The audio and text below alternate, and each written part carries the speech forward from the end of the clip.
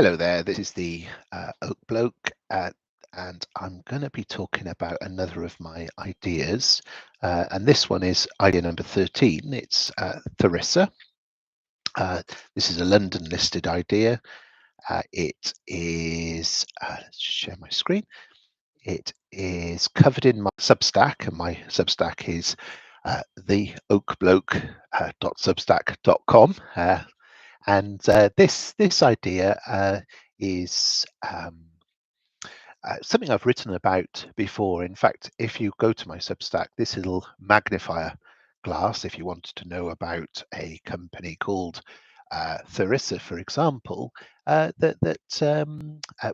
this is doing is it's just returning back all of the instances where I've written about a share. So sometimes you've got to use your imagination and use the ticker and not just the name. But this is kind of something that not everyone knows about, but is worth knowing about. So I first wrote about it here back in May, where I said this might be a good time for this. And the reason I wrote about it at the time was that there's an annual report from Johnson Matthey, and in that report they'd said that there was a really large deficit. The largest PGM supply shortfall in 10 years. Now, my reaction, as you see there, was what? Hey, come again? Because of course, if we go and look at PGM listed PGM companies in certainly the ones based out of London, and this is not an exhaustive list, but this is sort of three of the what I would call the leading players that are not FTSE 350, because of course there's Anglo and large companies, which I don't tend to bother with, under the assumption that large companies are well followed, that there's not much hidden value to be found in large companies. My assumption being that small companies are not very well followed, that they're sort of diamonds in the rough, or sort of things under a stone, good things under a stone, not bad things. But you get the analogy that there's potentially some scope for hidden value. Now, I mean, over the last couple of years, as you can see here, I mean, back if we go back in time to 2022. This probably three of you gives you a clearest view of it. That that these PGMs were at record prices, and we're doing really well. In fact, if we go to this one here, we can see in 2021 that PGM, this is platinum. But if we overlaid palladium, rhodium, and there's 6 PGM metals, they were all spiking up and doing very well. And then so this right hand scale is the platinum price. So they moved from sort of 12, or platinum moved from 1200 to about 900-ish. And I don't know if we can add palladium, might let us. Palladium, there he is. Palladium was even more pronounced, if it'll allow us to add that in. Oh, there you go. Took a moment, but you can see here palladium, which now is this line here, and I think is this scale over here. Kind of went from what, 2,700, sorry, let's go for 5 years. Yeah, that's better. Then yeah, so palladium went from 2,000, 3,000, so went from well above the price of gold, gold being the line in blue, to well below the line of gold. I mean, so if you'd bought palladium, say here, and sold all your gold, so sold your gold, bought palladium, you could have got kind of not, you would have almost got one to, well, sort of, yeah, 0.9 ounces of palladium to each ounce of gold. If you then sold your palladium here and bought gold, you would have got 1.5 ounces of gold per ounce of palladium that you just sold.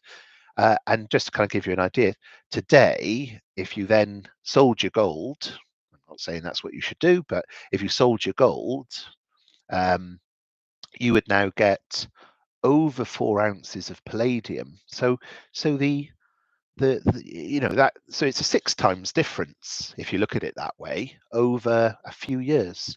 So when I read this report that said, that palladium, platinum are all in deficit, well, what do you mean they're in deficit when you can buy it for 6 times, when you can buy it for 6 times less than you could a few years ago? How can it be in deficit? That doesn't make any sense.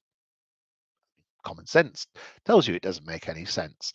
Um, and anyway, it was one of those moments where you fall off your chair, and as avid readers will know, that I've got a very sore coccyx, because I seem to fall off my chair a lot with my with my musings on the world of investments. But hey ho, such is the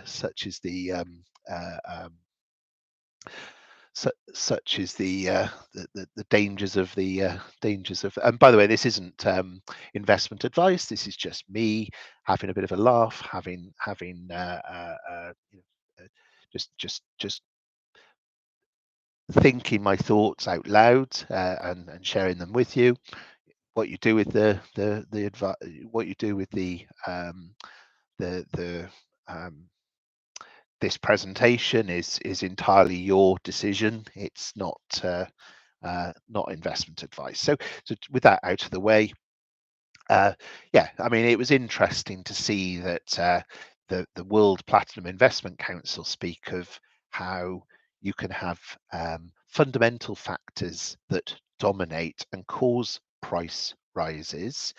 So the blue being fundamental factors, and then the yellow and the pink. So the buying and the selling in the market can change the price. If there's just simply more people selling a commodity, regardless of the underlying demand for that commodity, that can drop the price. And we can see here that the market sell-off did drop the price, even though the fundamentals would have the price going upwards, not downwards. Okay, so that and then obviously we've got sort of 21, 22, 23. So we've got some, and this is platinum, not palladium. So obviously platinum hasn't dropped as much as palladium, and certainly not as much as rhodium.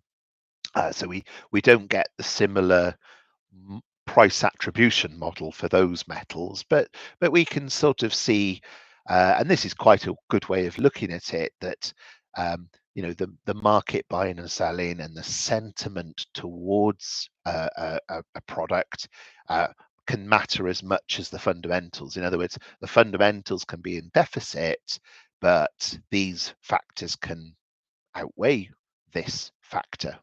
Okay, so at that moment, that for me was a bit of an aha moment. So at that moment, I said to myself, well, what's driving these changes in price?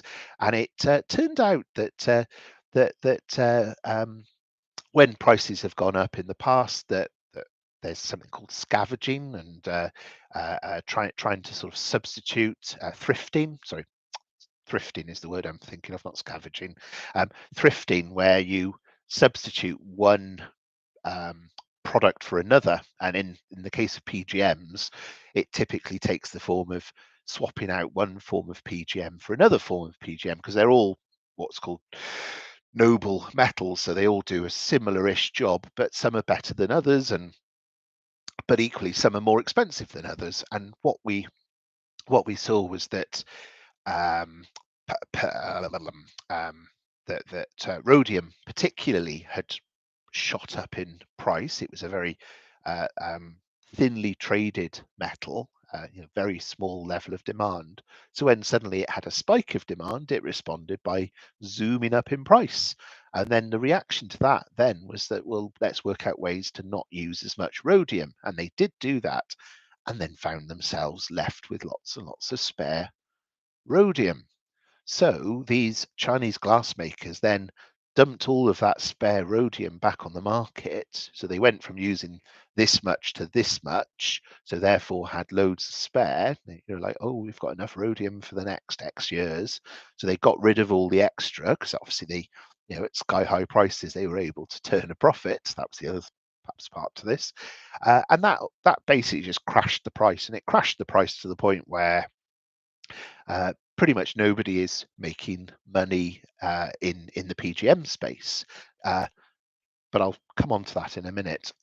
The other thing that's happening is if we look at these numbers, so we can see demand is actually um, year by year. Obviously this has fallen a little bit here, but it rose quite a lot here. And of course, this was when the prices were spiking. So since when prices were spiking, demand's up. This to this, demand is up about 5%, 4-5%.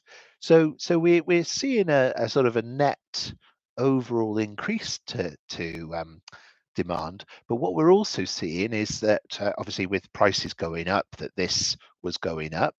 But from 2022, with prices crashing, that mines have closed. Production has been scaled back. That and we can see here secondary supply is secondary supply is essentially recycling. That is reducing. So what we're seeing is primary supply has dropped by about 10%. Recycling has dropped by more, by sort of almost 20%. And I suppose it's even though it's recycling, that it's only worth scavenging, and that's where the word scavenging should come in. It's only worth scavenging the PGMs if prices are at a certain level, because there's a cost to doing so, to recovering the metals um, for, back into their pure form. So I mean that's the background to this, and the outlook for 2024 was that demand was rising even higher still. So I think these folks here, sorry, this here basically speaks to the future increase of demand. Now, some of that is down to hydrogen and the fact that platinum is used in electrolyzers, and that demand for electrolyzers is up, not least of which not demand from China, but from other places as well, and that the demand for platinum for electrolyzers is going to grow massively. So we see here from 4,000 ounces to 229,000 ounces in the next 6 years, including our 2035 that we're in now. So the what was previously a non-existent market, okay, for the time period we've just looked at, is forecast to rise rapidly.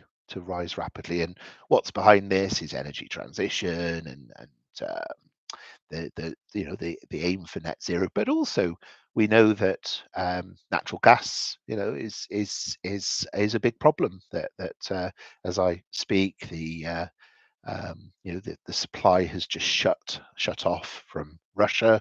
That we've got levels of gas storage dropping.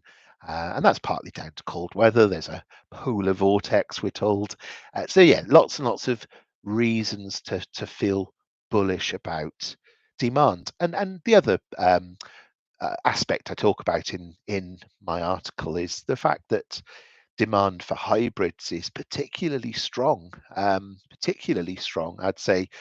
Looking at, and this is obviously what was the most recent data. So for September, October, that we see even in the month of 2024 that we've gone from what 1.2 to about 1.6 million units. So this is for This is for the US. Row motion is for the US, but it's the same when we look at China. So China, and bearing in mind that China are also rapidly embracing electric vehicles. So the increase in plug-in hybrids and the increase in battery electric vehicles is battery electric vehicles is also where that they're using that they're using PGMs in the electrolyzers, essentially. Um, the demand is coming from a sort of couple of different areas. And the same as well when we look at the breakout of hybrid growing rapidly, growth 11%, plug-in hybrids growing, electric growing, but not quite as fast. And that PGM there's more PGMs used in hybrid vehicles than normal ICE vehicles. And of course, ICE vehicles, non-hybrid, are still 80% of US car sales. So they're still massive, and these are all using PGMs.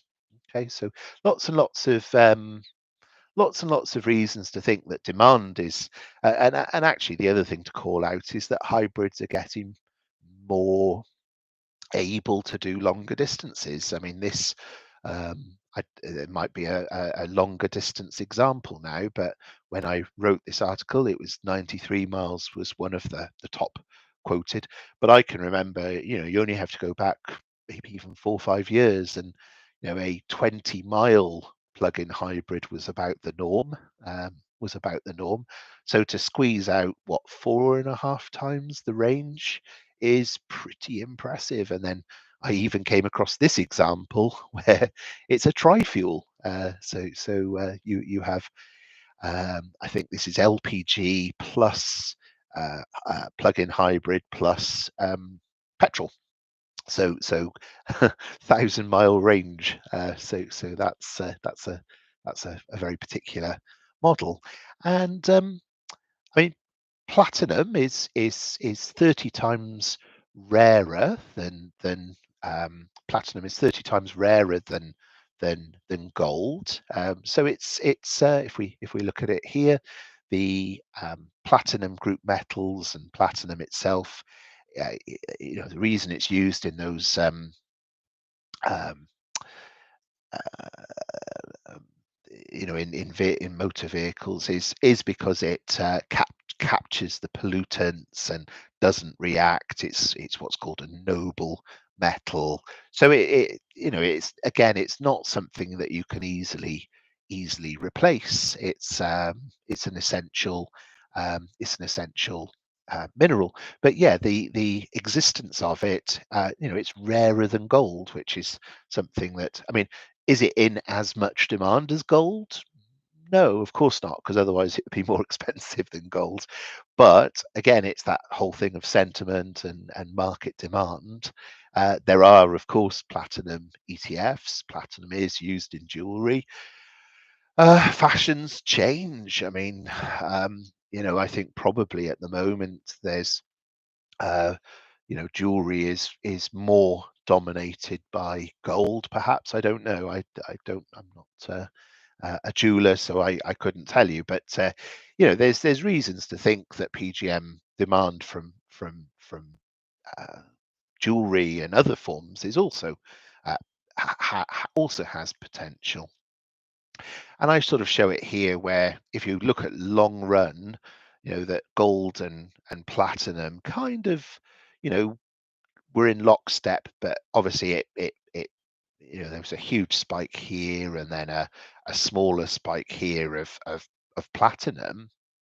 But now we see this very big disconnection, and I'm showing it to you here as well, where if we look at the difference between palladium in green and gold, again, you've got something that probably mirrored each other quite closely. It came out of balance here, but it's done exactly the opposite here. So where would this go next? It kind of feels like palladium would want to follow gold upwards at some point because it is a store of value, same as gold is a store of value.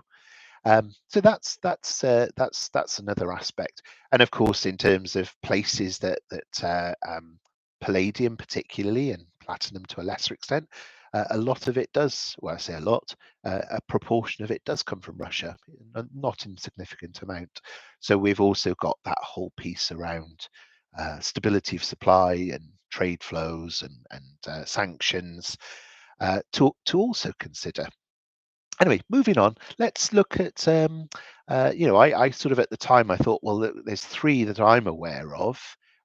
There's three companies I'm aware of, and you can sort of come to very, very different conclusions depending on what time range you look at them. So, Jubilee in red, Sylvania in brown, and Tharisa in blue. So, taking 3 years as the start point, Tharisa has dropped by the least. So you might think, well, why don't I go for Jubilee? It's dropped by the most. It's dropped 3/4. This is the bargain basement. This one's only dropped, was it about 40% from 3 years ago? So you might come to that conclusion.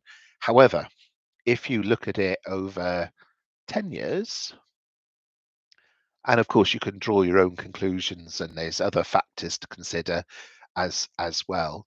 Um, but really, Tharissa, if you take it from 10 years ago, is the cheapest over 10 years. And Jubilee, despite dropping by 75% in three years, actually is more expensive over 10 years than Tharissa, and certainly more. That Sylvania is also more expensive relatively.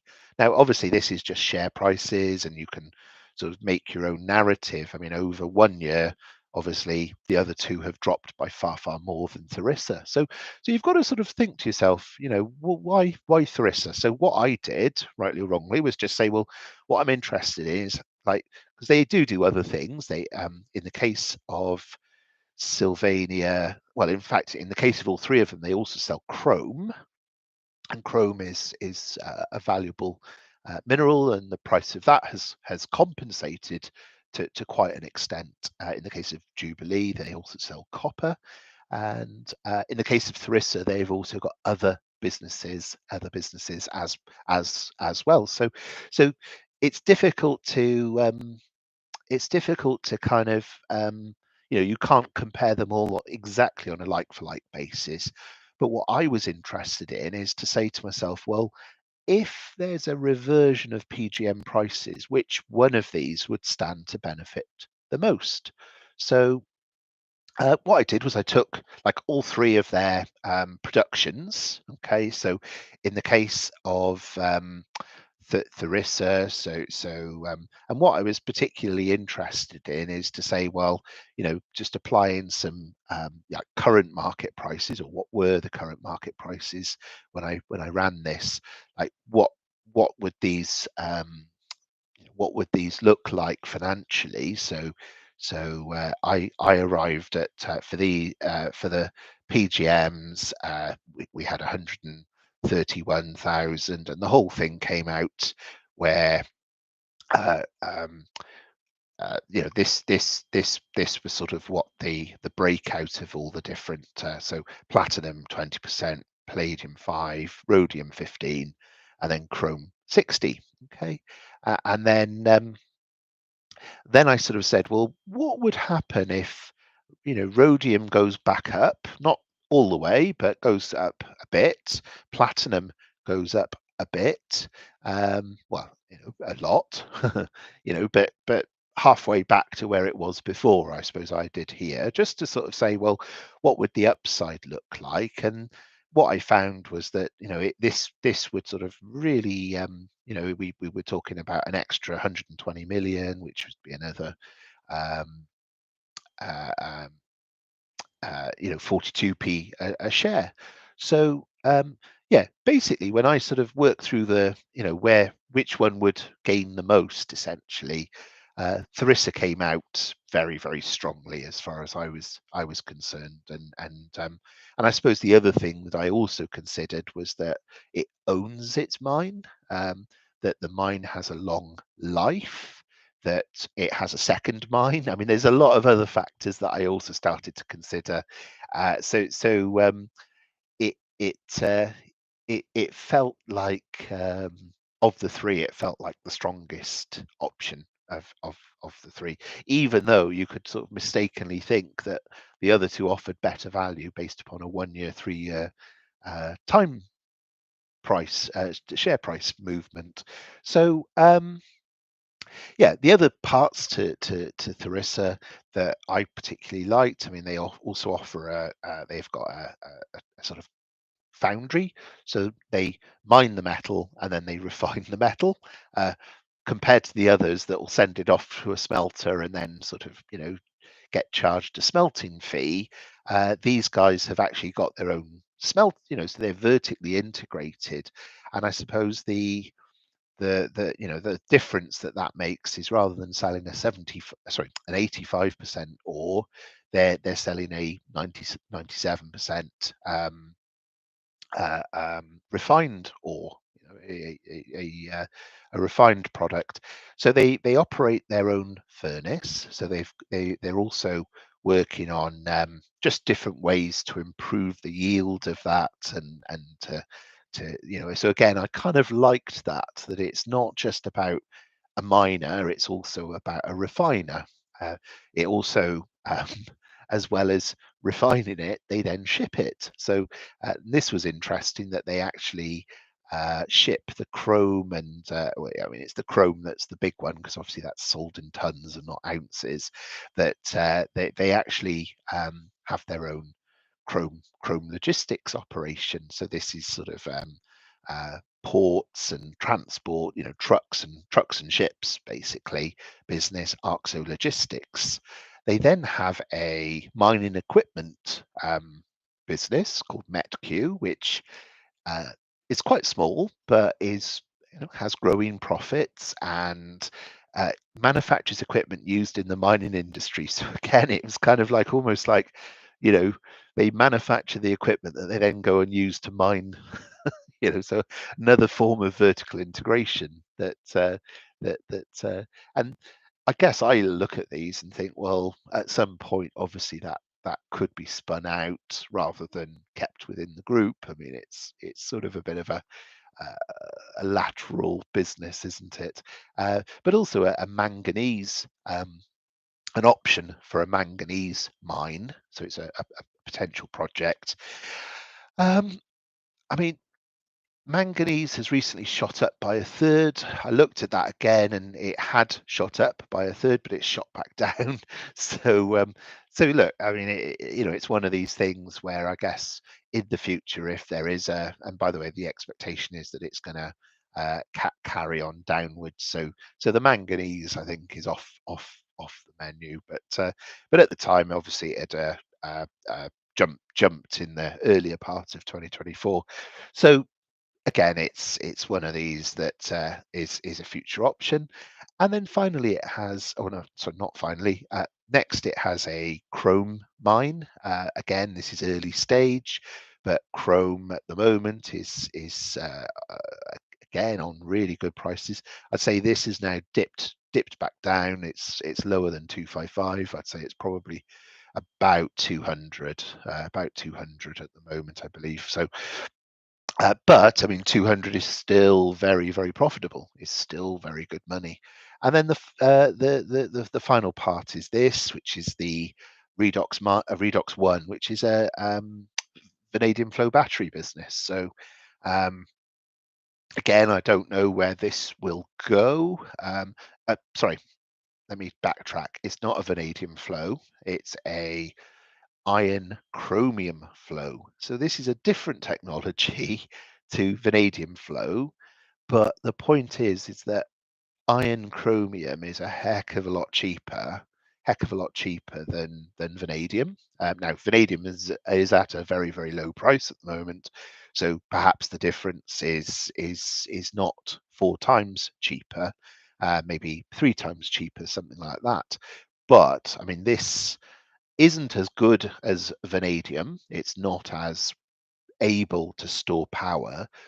But I mean, if space and size and is if that's not a problem, which I mean, somewhere like South Africa is a big country with big open tracts of land that are sat there doing not much. Land values are not um, depending on where we're talking. Parts of South Africa have low land value. That the difference between a let's say a battery that's double the footprint, double the square meterage, kind of is neither here nor there. It doesn't matter. So I mean, if we were talking of a battery in, I don't know, prime central London or something, then fair enough. That even though it's 3 times cheaper, it's gonna the land that it needs to sit on is, you know, so many more times expensive. So the square meterage matters. But in other parts of the world where land isn't expensive, then it again this could have some real possibilities. I mean, certainly the demand for energy storage is really moving upwards at a fast speed. And actually, the other thing that's happening is longer duration batteries are needed, and that's what this would be. That's what this would be. So yeah, they've got quite a mixture of businesses, and you'll see here the real sort of bulk behind it is the chrome business at the moment. And this is the growth that we see period to period. So the PGM prices have dropped into 2024, and we can see that there is some growth in the manufacturing business, in the trading businesses. So these are the logistics and the trading. This one's the mining equipment. So they are the smaller parts to Tharisa, but they're not inconsequential, and the drop in PGMs, that sort of 2024 revenue is probably its low point. It's I mean, of course, nothing's guaranteed, but it's it certainly I mean, certainly the latest price and the latest basket price is higher than the FY24 year end basket price. So actually, if we just sort of look at the direction of travel of these things, that we can see chrome is rising strongly, PGMs have dropped a little bit, and the others are sort of gently increasing in revenue. If we look at and this blew me away when I looked at the price earnings, particularly for Tharisa, to be on a price earnings of 3 point something is just incredibly cheap. And of course, once PGM prices, the basket price recovers, that's going to drop down, potentially drop down below three times. I mean, it's incredibly cheap. So so um, so what I've done is, I mean, they've given us a forecast for 2025, which is between this and this, and Chrome for between this and this. So what we can see is that year by year, and this is sort of two different forecasts for the same year, but what we see is the Chrome, they're increasing production, PGMs, obviously that, if it hits the lower level, then it's obviously, it's heading downwards. But assuming we get towards or at the upper side of guidance, then we are sort of more or less looking at an increase in production of PGMs. Of course, they're not looking to maximize PGMs; they're looking to maximize chrome, because chrome's where the money is. So it's and that basket price 1405. You can see, that sort of tells you everything really. That back in FY23, the average basket was 1372. It dropped to just over $1,000 an ounce.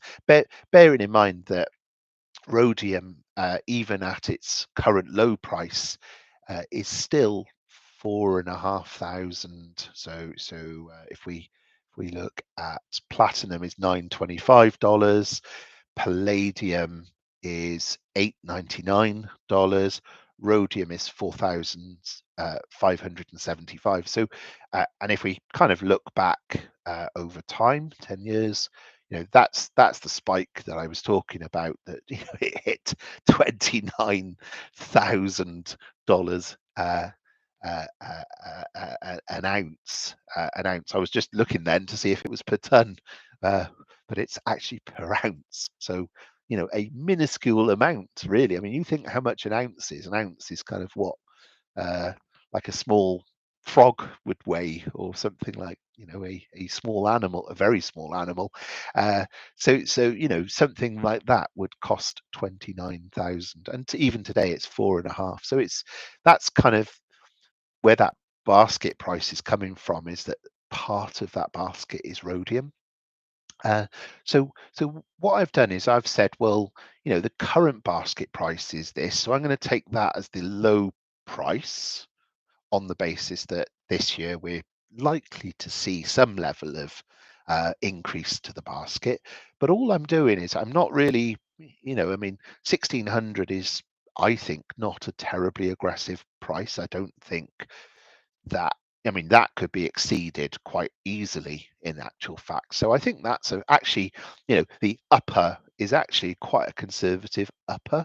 I didn't want to be silly and put, oh yes, it'll bounce back to 2.5, no problem at all, because that's, yeah, but could you see it going like 10%, 12% more than like what it was back in November? Personally, I think it could. And obviously these are averages throughout the year. So what we're really saying here is that by around June of 2025, so in 6 months from today, that we're looking at sort of an average of 1,600. So logically it'd have to be about 1,800 by the end of 2025 for it to be an average of 1,600 by the middle of 2025, if you see what I mean. Obviously there's potential for spikes and things in between.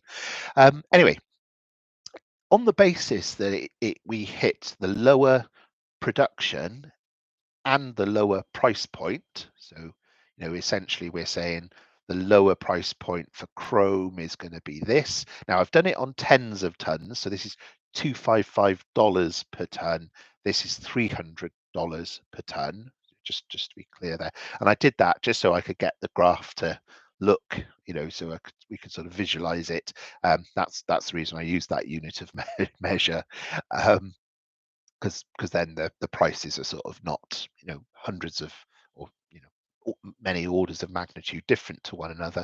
But what we see is that the past year's EBITDAs, so last year's 95, the year before 120, at a minimum we're going to see a growth of profit of 6.2, which is not incredible, but that's based on low level of production and low level of price. So 1405 will be the average for the year. We're going to see probably a drop in price at some point for it to be like that. And then if we see these prices 1600 and 300, then what we're going to see is an acceleration of profit of over 50% year to year, in FY25. So I mean, it'll be something between 3.5 and 2.5, but depending on which one of these happens. So I mean, whichever of those it is, I mean, it's cheap. It is incredibly cheap. Um, I mean, we haven't even talked about the second mine, Caro, which is being built. It's being built on a go slow. But once that is in production, and if we had a spike of prices, I mean, it alone would I mean, we'd be looking at least double that price, at least double that price there, based upon its ability to, it's got some really, really great resources. And that also depends, it's based in Zimbabwe, so it also depends on the terms agreed with the Zimbabwean government, things like that. So yeah, I mean, the reason I picked this was because I said to myself, well, I want to have a PGM play in my 25. That's the reason I picked it. I did consider the others. I gave some serious thought to Jubilee because it had dropped by so much. But ultimately, I felt this one was the right one to pick. And and actually offers some other upsides in addition to just PGMs themselves. So in other words, it's a bit of an all-weather that it can benefit from PGMs if PGMs blast off in the way that I kind of believe they could in 2025. But if they don't, then there's other things that it can still benefit from in 2025, even in a low PGM price. So it's kind of a best of both worlds play as well. So that kind of concludes this presentation. Just quickly point out, um, I am looking to raise money for Emmaus. So I've got a Just Giving campaign. 87 have contributed. Thank you very much to the 87. Really appreciate your contribution, your participation.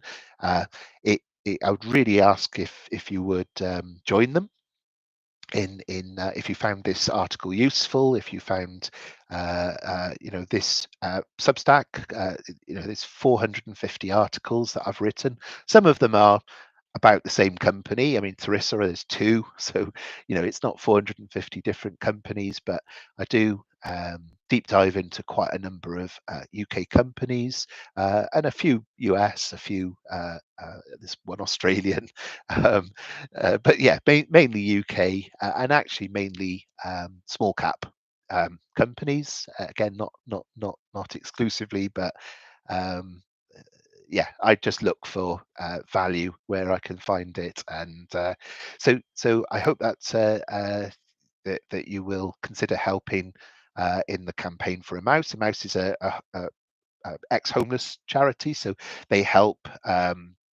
they help by operating a series of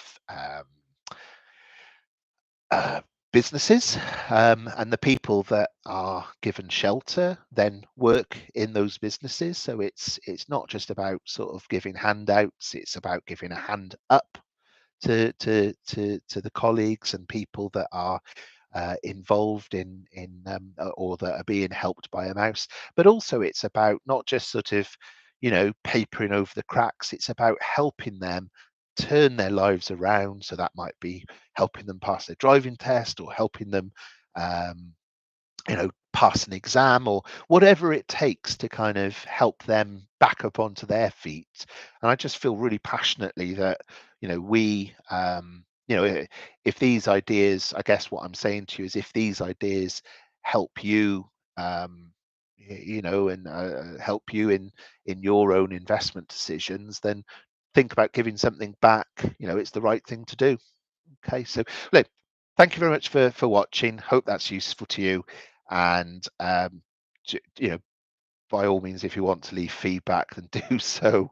And cheerio for now.